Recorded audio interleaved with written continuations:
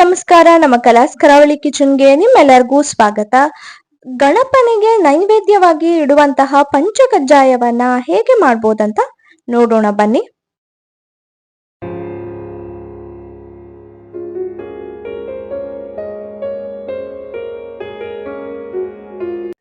First ನಾವಿಲ್ಲಿ ಹೆಸರು ಕಾಳನ್ನ ಈ ರೀತಿ ಚೆನ್ನಾಗಿ ಹುರಿದ್ಕೊಳ್ತಿದೀವಿ. ಸ್ವಲ್ಪ ಹೊತ್ತು ಬ್ರೌನ್ ಆಗೋ ತನಕ ಚೆನ್ನಾಗಿ ಇದನ್ನ ಹುರಿದ್ಕೊಳ್ಬೇಕಾಗತ್ತೆ. ಹುರಿದ್ಕೊಂಡು ಇದನ್ನ ತೆಗೆದಿಟ್ಕೊಂಡಿದೀವಿ. ನೋಡಿ, ಈ ರೀತಿ ಬ್ರೌನ್ ಆದ್ರೆ ಸಾಕು. ನೆಕ್ಸ್ಟ್ ಇದಕ್ಕೆ ಇದೇ ಬಾಣ್ಲಿಗೆ ಹುರಿಗಡ್ಲೆಯನ್ನ ಹಾಕೊಂಡಿದೀವಿ. ಹುರಿಗಡ್ಲೆಯನ್ನು ಕೂಡ ಸ್ವಲ್ಪ ಹೊತ್ತು ಚೆನ್ನಾಗಿ ಹುರಿದ್ಕೊಳ್ಬೇಕಾಗತ್ತೆ. 2-3 ಸ್ಪೂನ್ ನಷ್ಟು ಹಾಕೊಂಡಿದೀವಿ. ಇದನ್ನು ಕೂಡ ಸ್ವಲ್ಪ ಹೊತ್ತು ಚೆನ್ನಾಗಿ ಗೋಲ್ಡನ್ ಬ್ರೌನ್ ಆಗೋ ತನಕ ಹುರಿದ್ಕೊಂಡು ತೆಗೆದಿಟ್ಕೊಳ್ಬೇಕಾಗತ್ತೆ.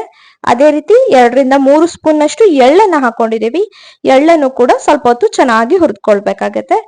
ಎಳ್ಳು ಜಾಸ್ತಿ ಹುರಿಯೋ ಅವಶ್ಯಕತೆ ಇಲ್ಲ, ತುಂಬಾ ಬೇಗ ಬ್ರೌನ್ ಆಗುತ್ತೆ. ಅದಕ್ಕಾಗಿ ಸ್ವಲ್ಪ ಲೋ ಫ್ಲೇಮ್ ಅಲ್ಲಿ ಇಟ್ಟು ಹುರ್ಕೊಂಡ್ರೆ ಸಾಕಾಗತ್ತೆ. ಈಗ ಇದನ್ನು ಕೂಡ ತೆಗೆದಿಟ್ಕೊಳ್ತಿದೀವಿ. ಹೆಸರು ಕಾಳು ತಣ್ಣಗಾದ ನಂತರ ನಾವಿದನ್ನ ಮಿಕ್ಸರ್ ಜಾರ್ಗೆ ಹಾಕಿ ಇದನ್ನ ಒಂದ್ಸತಿ ಪೌಡರ್ ಮಾಡ್ಕೊತಿದೀವಿ. ನೋಡಿ, ಈ ರೀತಿ ತರಿಯಾಗಿ ಪೌಡರ್ ಮಾಡ್ಕೊಂಡಿದೀವಿ. ನೆಕ್ಸ್ಟ್ ಇದಕ್ಕೆ ಇರುವಂತಹ ಹುರಿಗಡ್ಲೆಯನ್ನ ಹಾಕಿ ಇನ್ನೊಂದ್ಸತಿ ಇದನ್ನ ಪೌಡರ್ ಮಾಡ್ಕೋಬೇಕಾಗತ್ತೆ.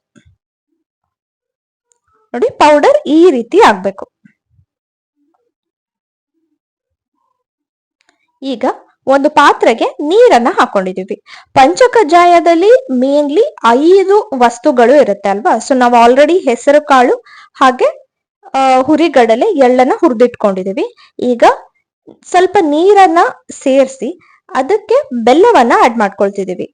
ತುಂಬಾ ಜನಕ್ಕೆ ಕನ್ಫ್ಯೂಷನ್ ಇರುತ್ತೆ ಪಂಚಕಜ್ಜಾಯವನ್ನ ಕರೆಕ್ಟ್ ಆಗಿ ಹೇಗೆ ಮಾಡೋದು ಅಂತ. ಸೊ ನಾವು ಕರೆಕ್ಟ್ ಆಗಿರೋ ರೇಷಿಯೋ ನಿಮ್ಗೆ ತಿಳಿಸ್ಕೊಡ್ತೀವಿ.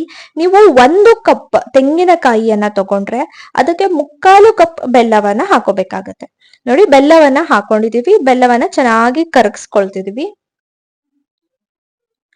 ಬೆಲ್ಲದ ಪಾಕ ಸ್ವಲ್ಪ ಗಟ್ಟಿ ಆಗ್ಬೇಕು, ಆವಾಗ ನೀವು ಪಂಚಕಜ್ಜಾಯದ ಕನ್ಸಿಸ್ಟೆನ್ಸಿ ಕೂಡ ಕರೆಕ್ಟ್ ಆಗಿ ಬರುತ್ತೆ. ಇಲ್ಲಿ ತುಂಬಾ ತೆಳ್ಳಗಾಗಲ್ಲ, ಚೆನ್ನಾಗಿ ಗಟ್ಟಿಯಾಗಿ ಬರುತ್ತೆ. ಈಗ ನಾವು 1 ಕಪ್ ತೆಂಗಿನಕಾಯಿ ತುರಿಯನ್ನ ಹಾಕೊಳ್ತಿದೀವಿ. 3/4 ಕಪ್ ಬೆಲ್ಲಕ್ಕೆ 1 ಕಪ್ ತೆಂಗಿನಕಾಯಿ ತುರಿಯನ್ನ ಹಾಕೋಬೇಕಾಗತ್ತೆ. ತೆಂಗಿನಕಾಯಿ ತುರಿಯನ್ನ ಹಾಕಿ ಮೀಡಿಯಂ ಫ್ಲೇಮ್ ಅಲ್ಲಿ ಇಟ್ಟು ಇದನ್ನ ಚೆನ್ನಾಗಿ ಮಿಕ್ಸ್ ಮಾಡ್ಕೊಳ್ಬೇಕು. ನೋಡಿ, ಈ ರೀತಿ ಬೆಲ್ಲ ಕಾಯಿ ಜೊತೆ ಚೆನ್ನಾಗಿ ಹೊಂದ್ಕೊಳ್ಳೋ ಹಾಗೆ ಮಿಕ್ಸ್ ಮಾಡ್ಕೊಳ್ಬೇಕಾಗತ್ತೆ.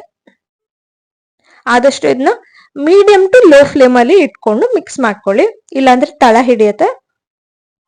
ಈಗ ಬೆಲ್ಲ ಏನಿದೆಯೋ ಅದು ಡ್ರೈ ಆಗ್ತಾ ಬರ್ಬೇಕು, ಅಲ್ಲಿ ತನಕ ಇದನ್ನ ಮಿಕ್ಸ್ ಮಾಡ್ಕೊಳ್ಬೇಕಾಗತ್ತೆ. ನೆಕ್ಸ್ಟ್ ನಾವ್ ಇದಕ್ಕೆ ಹುರಿದಿಟ್ಕೊಂಡಿರುವಂತಹ ಎಳ್ಳನ್ನ ಹಾಕೊಂಡಿದೀವಿ. ಈಗ ನಾವು 5 ವಸ್ತುಗಳನ್ನು ಕೂಡ ಹಾಕೊಂಡಿದೀವಲ್ವಾ.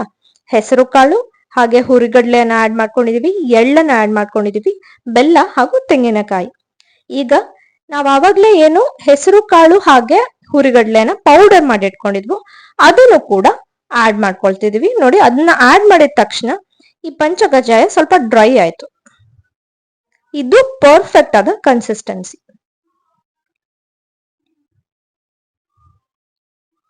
ಈಗ ಇದು ರೆಡಿ ಆಗಿದೆ. 1-2 ನಿಮಿಷ ಇದನ್ನ ಈ ರೀತಿ ಸ್ವಲ್ಪ ಹೊತ್ತು ಮಿಕ್ಸ್ ಮಾಡ್ಕೊಂಡ್ರೆ ಚೆನ್ನಾಗಿ ಮಿಕ್ಸ್ ಆಗುತ್ತೆ ತೆಂಗಿನಕಾಯಿ ಜೊತೆ.